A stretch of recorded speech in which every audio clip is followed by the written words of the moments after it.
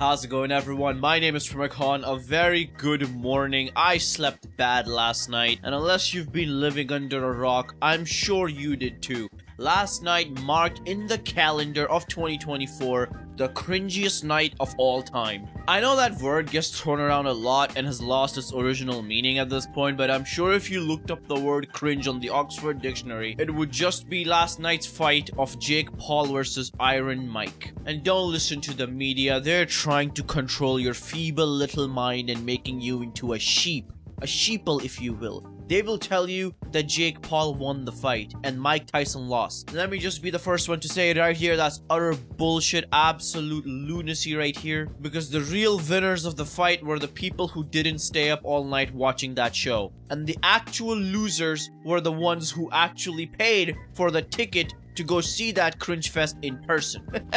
Shit was so bad that people were walking up and leaving before the shit show was even over. The only positive thing to come out of this debauchery is to get to see an actual Mike Tyson fight in my lifetime. This dude is a legend. I mean, hey, I come from India, and back when I was a kid, everyone knew who Mike Tyson was. Every little kid of my age of 3 knew who Mike Tyson was. This dude is a legend, and regardless of last night's payback that he collected, he will leave his good legacy behind, even though he did an interview the night before the fight and told people that he didn't give a shit about his legacy. All bro cares about is that bag, which he collected, rightfully so, but at what cost? It's being rumored that Jake Paul's next opponent is gonna be Muhammad Ali. He's gonna dig him out of the ground and show him how to really do the Ali shuffle. Super excited for when that's to come. So yeah, this fight already started with kiddie rules. Instead of going for 12 rounds, they went for 8, and instead of 3-minute rounds, they were 2 minutes. At the start of the fight, Mike was like on the offensive. He was like throwing some punches, making Jake like kind of like, you could see this guy shiver in his boots even though he's fighting a man of 58 while he's not even 30. And even at 58, Mike had this man soiling his diapers. But you know what?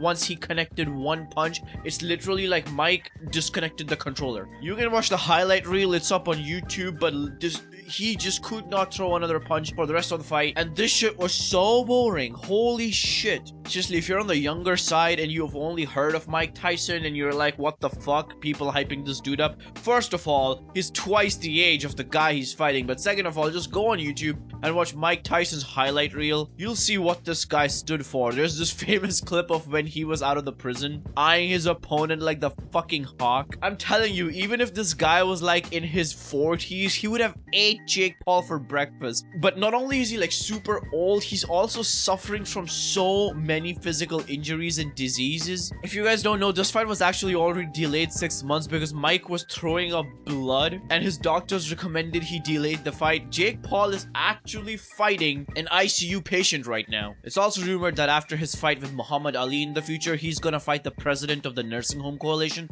but don't quote me on that. But like I said, it was kind of wild to see the Mike Tyson fight in real life in like my own lifetime, but it was also the kind of really sad to know that this is gonna be the last fight in Iron Mike's history. What a shame, but hey, not for his bank account, and certainly not for the bank accounts of the Paul brothers. To anyone who's like, oh, you know, Jake Paul, wow, he would really do that just for a payback, there's no bottom limit to where Paul brothers would sink. They would sell their own mother for money. They have no shame. The embodiment of 7 deadly sins. If greed was a person, it would be the Paul brothers. Anyone with a brain knows that. This just really goes to show that PewDiePie is the only one who won. You know how at end of Red Dead Redemption 2, and I'm about to spoil the fucking game right now, so if you haven't played Red Dead, click off the video. But you know how at the end of Red Dead Redemption 2, when Arthur's lying on the ground and Dutch is standing there and Micah's standing there, and Arthur's like, we made it.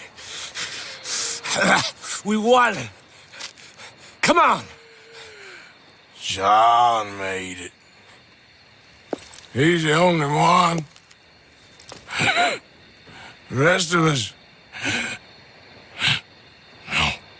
John is PewDiePie. That dude is the only one who made it, while all these other YouTubers clawing at each other's neck, seeing who can sink the lowest to get the most amount of clicks and money, and it'll never be enough. Anyway, I just wanted to talk about this shitfest because I thought that was hilarious. Also, 14,000 subscribers before end of the year. Primacon signing out.